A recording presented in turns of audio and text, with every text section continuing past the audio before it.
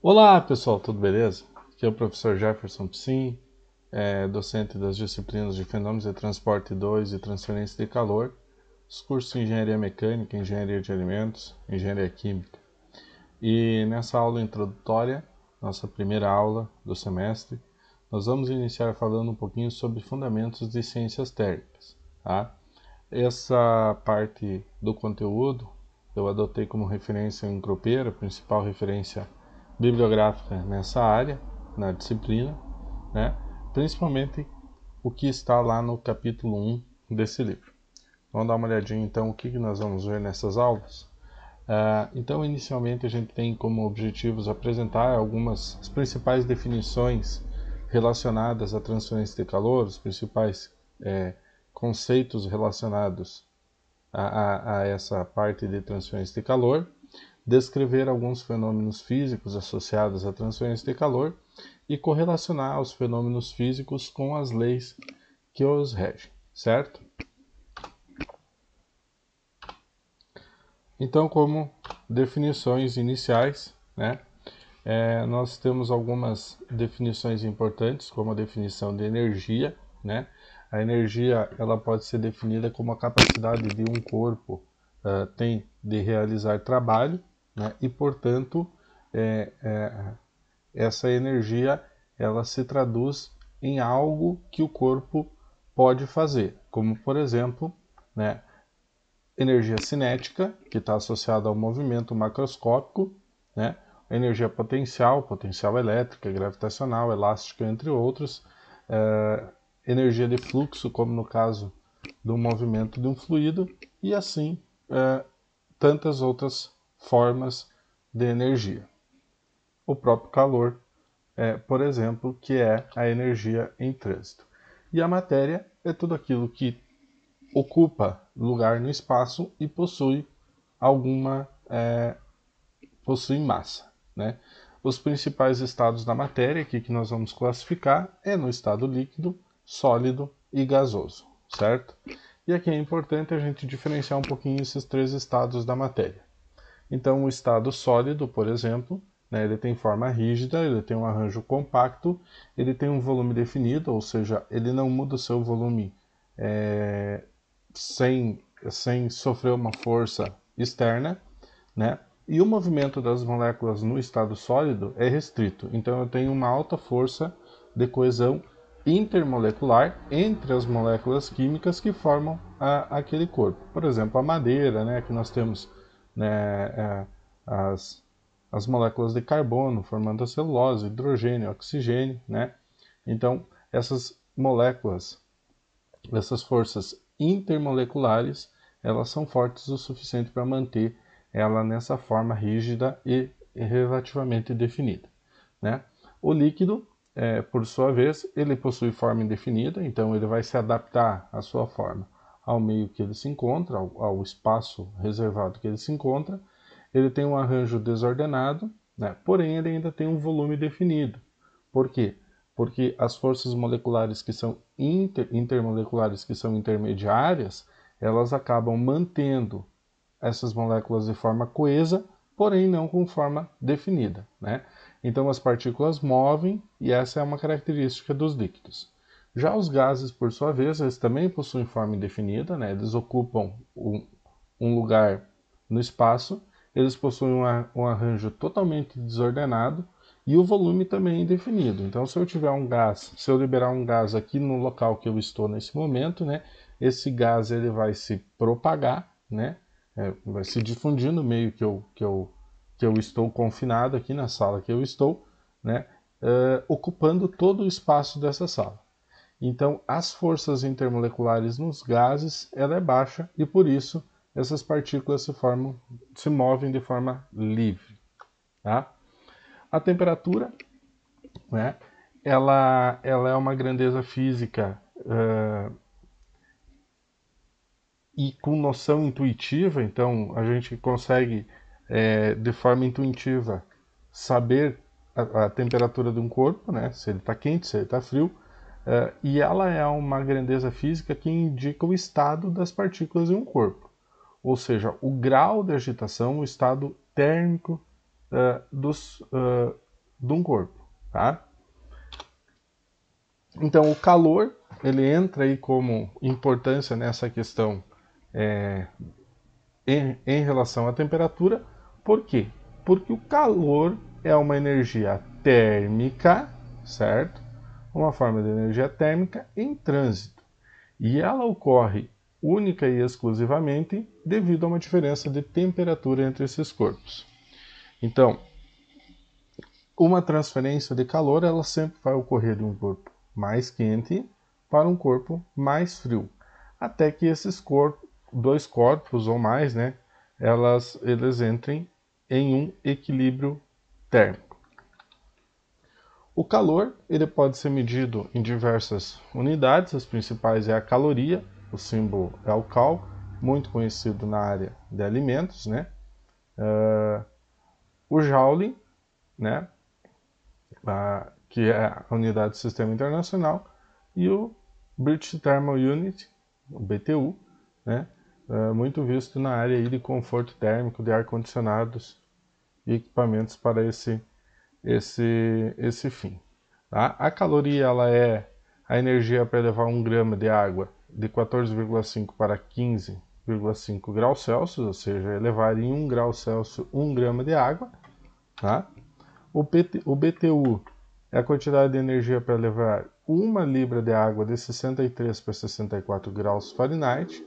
E o Joule, então, é uma unidade criada a partir do Sistema Internacional de Energia, de unidades, né? Então, ele considera as outras energias e ela é uma unidade secundária no Sistema Internacional de Pesos e Medidas. Tá? O calor por convenção, né? Então, quando ele é recebido pelo corpo, ele é positivo, tá? Então, quando o corpo recebe calor, e quando ele é retirado do corpo, ele é negativo, por convenção. Essa é uma convenção adotada. Tá? Então, corpos em desequilíbrio térmico, né?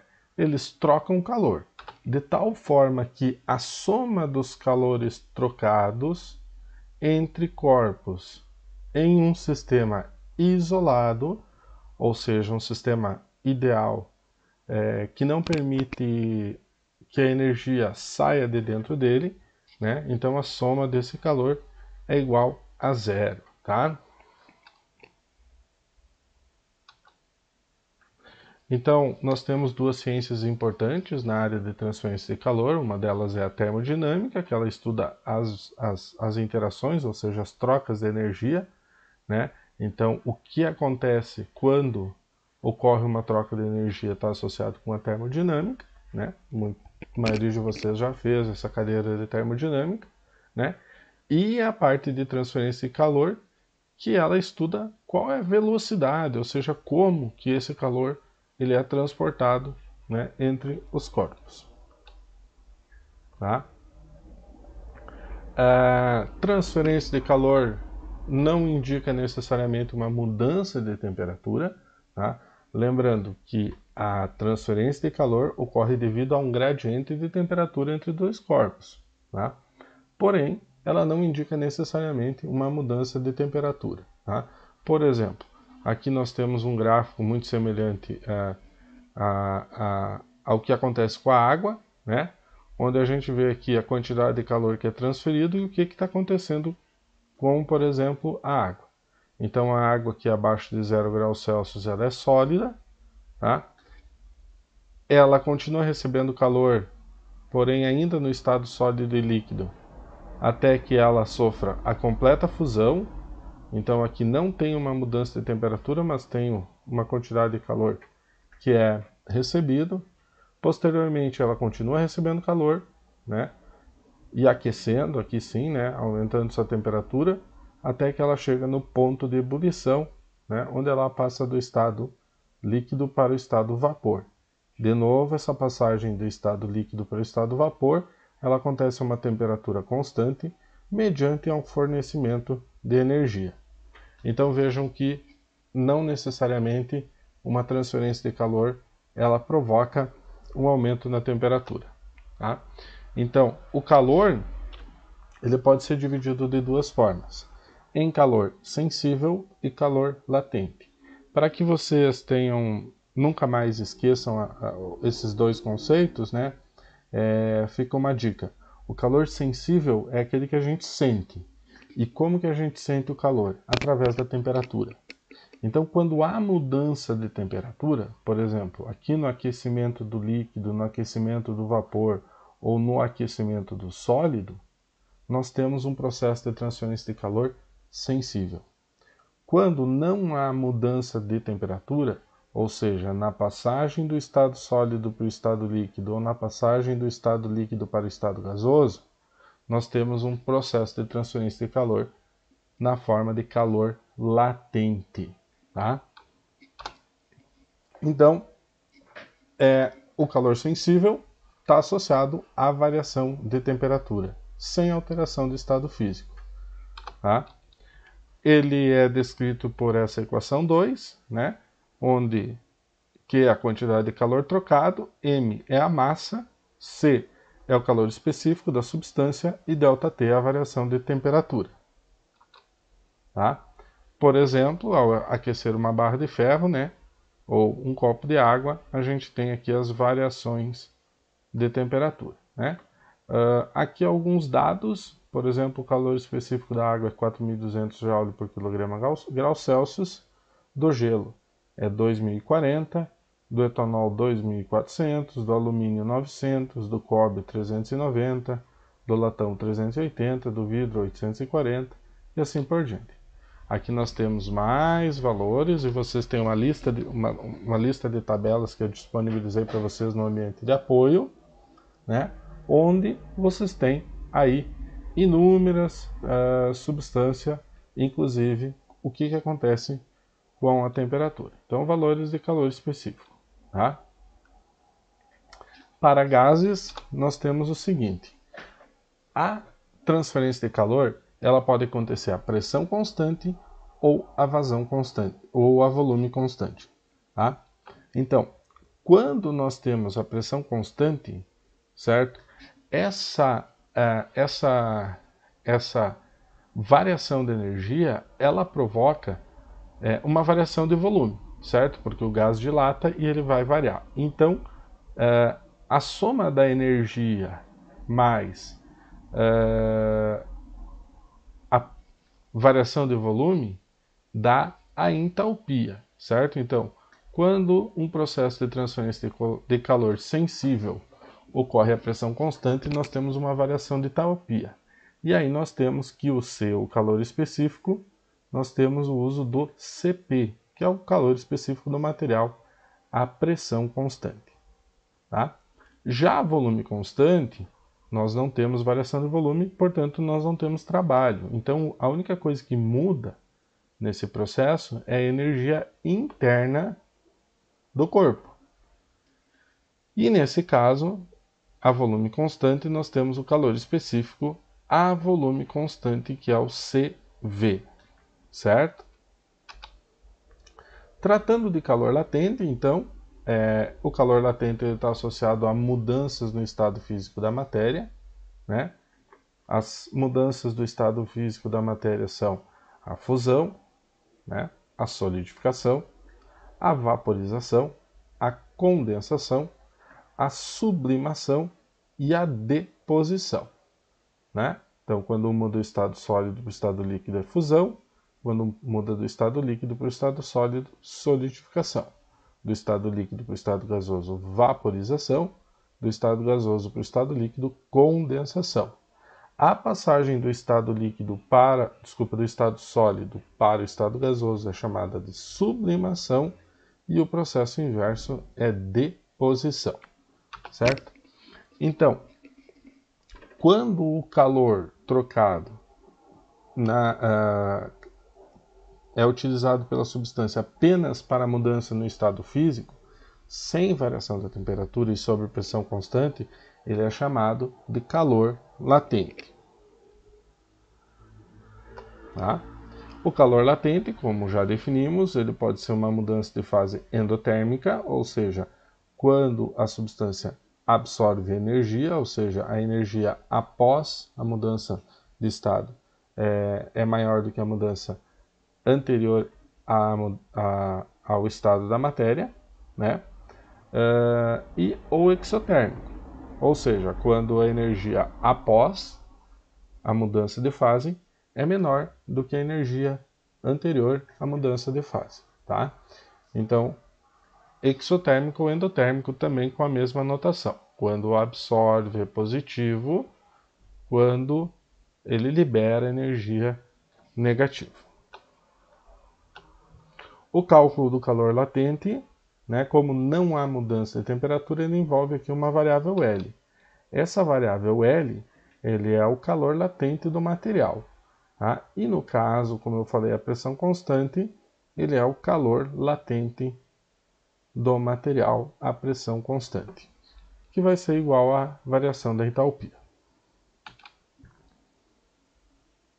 Bom, mas quando a gente fala em transferência de calor, né, de novo, tudo isso que a gente viu é uma revisão de termo, basicamente, até agora. Quando a gente fala em transferência de calor, que é o objetivo dessa disciplina, né, nós não queremos saber o que acontece no início ou no fim dessas transformações, mas sim como isso acontece. Então, o importante nós definirmos aqui o que é um fluxo de calor. Quando a gente fala em fluxo, a gente sempre vê aquela letrinha com um pontinho em cima. O que quer dizer? Quer dizer que é o calor por unidade de tempo por causa desse ponto em cima aqui, né? Então é uma notação bastante utilizada. Então, o fluxo de calor é a quantidade de calor transferida dividido pelo tempo. Então vejo que aqui começa a entrar o tempo na jogada, tá? No sistema internacional, o fluxo de calor é dado por joules por segundo ou watt, né? Que é a nossa unidade no sistema internacional. Então, a temperatura, né, ela passa a ser uma grandeza física que vai nos indicar a direção do fluxo de calor trocado. Por quê? Porque o calor só é transferido de um corpo mais quente para um corpo mais frio. Essas definições iniciais elas são importantes para a gente dar sequência no próximo conteúdo na matéria. Então espero que vocês tenham entendido essa primeira parte da matéria. Obrigado.